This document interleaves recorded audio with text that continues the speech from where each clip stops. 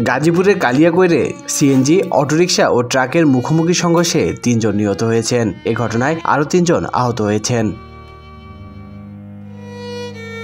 স্থানীয়রা জানান, বিকেল ৫টার দিকে কালিয়াকৈর মাওনা ফুলবাড়ি আঞ্চলিক সড়কের চেয়ারম্যান বাড়ি এলাকা থেকে ৫ জন যাত্রী নিয়ে অটোরিকশা করে কালিয়াকৈরের উদ্দেশ্যে রওনা দেয়। পথিমধ্যে কালিয়াকৈর থেকে ছেড়ে আসা ফুলবাড়িয়াগামী একটি ট্রাক অটোরিকশার সঙ্গে মুখোমুখি সংঘর্ষের ঘটনা ঘটে। এতে অটোরিকশা দুমড়ে মুচড়ে যায়।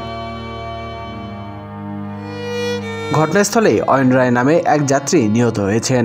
আহত ৫ জনকে কালিয়াকৈর উপজেলা স্বাস্থ্য কমপ্লেক্সে নেওয়া হলে সেখানে চিকিৎসাধীন অবস্থায় সুদেব দাস সহ আরও ২ জনের মৃত্যু হয়।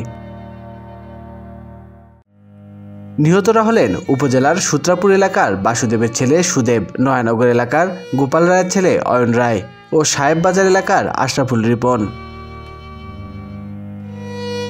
এ ঘটনায় আহত অটোরিকশা চালক করিম মিয়া সহ ২ জনকে উন্নত চিকিৎসার জন্য ঢাকায় পাঠানো হয়েছে। গাজীপুরের কালিয়াকৈর থানার ভারপ্রাপ্ত কর্মকর্তা রিয়াদ মাহমুদ বলেন, মঙ্গলবার বিকেলে সিএনজি অটোরিকশার সংঘর্ষে ৩ জন নিহত ও ৩ জন আহত হয়েছেন। আহত ৩ জন হাসপাতালে চিকিৎসাধীন অবস্থায় আছেন। এ বিষয়ে আইনগত ব্যবস্থা গ্রহণ করা হবে।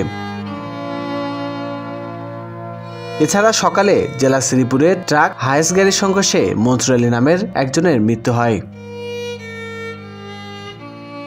স্বাধীনতা টিভি বাংলা নিউজ ডেস্ক।